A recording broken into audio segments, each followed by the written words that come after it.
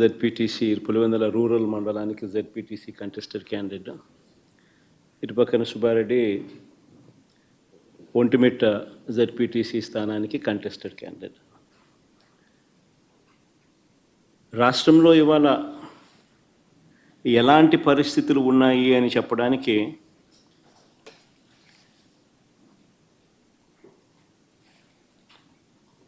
నిజంగా ఈ రెండు ఎలక్షన్లు ఒక ఉదాహరణ. అసలు మొట్టమొదటిసారిగా బహుశా రాష్ట్ర చరిత్రలో ఎప్పుడు జరిగి ఉండదేమో బూతుల్లో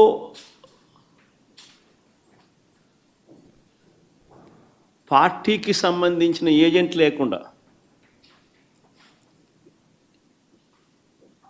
వైఎస్ఆర్సీపీ ప్రతిపక్ష పార్టీ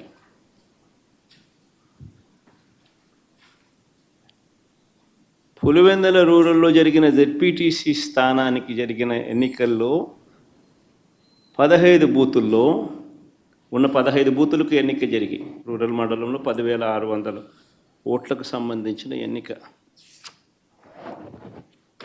ఆశ్చర్యం ఏమిటంటే బూతుల్లో వైఎస్ఆర్సీపీ ఏజెంట్ లేడు. వైఎస్ఆర్సీపీకి సంబంధించిన ఏజెంట్ బూత్లో కూర్చోకుండా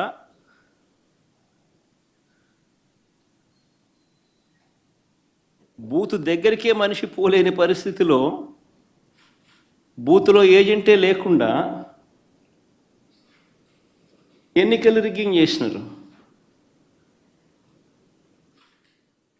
సాక్షాత్తు పోలీసుల సమక్షంలో పోలీసుల ప్రోద్బలంతో బూతులోకి వెళ్ళే ఏజెంట్ల ఫాములను వీళ్ళే తీసేసుకొని చింపేసుకొని బూతులోకి ఏజెంటే పోని పరిస్థితిలో ఎన్నికలు నిర్వహించామని చెప్పుకుంటా ఉన్న ప్రజాస్వామ్యం మన రాష్ట్రంలో బహుశా మన దేశంలో ఎక్కడ ఉండదేమో, ఒక్క మన రాష్ట్రంలో తప్ప.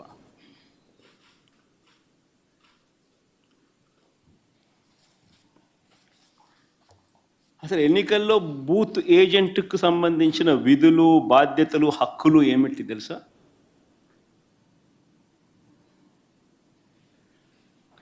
అసలు ఓటర్లే లేక దొంగ ఓటర్లను గుర్తించడం ఎవరు చేస్తారు? ఏజెంటే చేయాలి. పోలింగ్ ఏజెంటే చేయాలి. బూత్లో ఉన్న పోలింగ్ ఏజెంటే ఆయనకు సంబంధించిన విధులు, బాధ్యతలు, హక్కులు ఏమిటి అని అంటే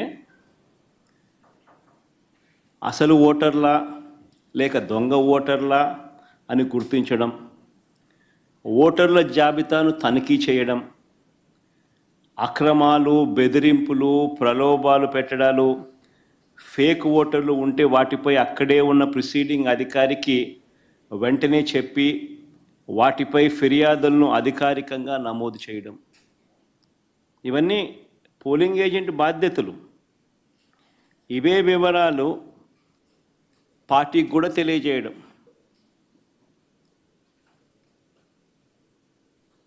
ఈ బాధ్యతలు ఉంటాయి కాబట్టి ఏజెంట్లకు హక్కులు కూడా కల్పిస్తారు.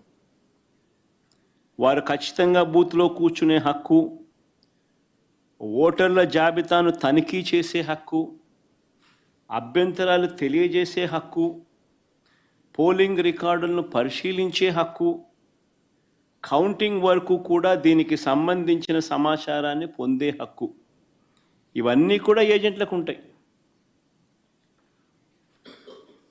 ఒక పోలింగ్ ఏజెంటు బూత్లోకి పోతూనే ఫామ్ 12 అన్నది అంటే తన పోలింగ్ ఏజెంట్ను అపాయింట్మెంట్ చేస్తూ ఇచ్చే ఫామ్ను క్యాండిడేట్ ఫామ్ 12 పోలింగ్ ఏజెంట్ను అపాయింట్ చేస్తూ ఇచ్చే ఫామ్ను it's called form 12. Polling candidate పలానోడు నా ఏజెంట్, నా పోలింగ్ ఏజెంట్ అని చెప్పి అపాయింట్ చేస్తూ ఇచ్చే ఫామ్. ఆ ఫామ్ను తీసుకొని పోయి ఆ పోలింగ్ ఏజెంటు ఎన్నిక స్టార్ట్ కాకమునిపే ప్రిసీడింగ్ ఆఫీసర్కి ఇస్తాడు ఆ ఫామ్. ప్రొసీజర్ అది. ఆ తర్వాతనే బూత్లో కూర్చుంటాడు. మా ఏజెంట్ల నుంచి ఈ ఫాములను నిన్న టీడీపీ వాళ్ళు పోలీసులు దగ్గరుండి లాక్కోవడము చింపేసేయడము.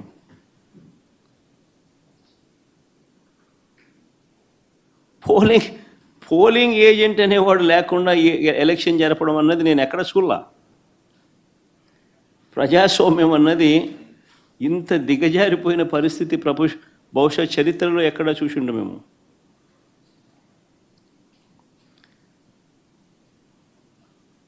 ఓటర్ వచ్చి తన పేరు చెప్పిన తర్వాత, ఓటర్ మామూలుగా ఎన్నికల్లో పోలింగ్ రూమ్లోకి వచ్చిన తర్వాత యూజువలీ ఆ ఓటరు తన పేరు చెప్తాడు గట్టిగా.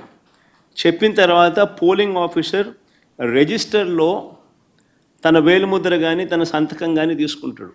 ఆ ఓటర్కు సంబంధించిన సమాచారాన్ని తాను పోలింగ్ ఆఫీసర్ ఆ రిజిస్టర్లో వేలిముద్ర ఓటర్ వేలిముద్ర లేదా సంతకమన్నా తీసుకుంటాడు రిజిస్టర్లో. ఈ రిజిస్టర్ నింపేది పోలింగ్ ఆఫీసర్, కానీ తనిఖీ చేసేది ఏజెంట్.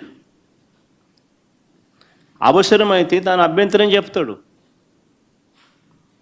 ఇది ప్రొసీజర్. పోలింగ్ ముగిసిన తర్వాత, అయిపోయిన తర్వాత ఫామ్ 32 అని ఉంటుంది. ఫామ్ 32ను నింపి ఆ బూత్లో ఎన్ని ఓట్లు వచ్చాయి అన్నదాన్ని రికార్డు చేస్తారు.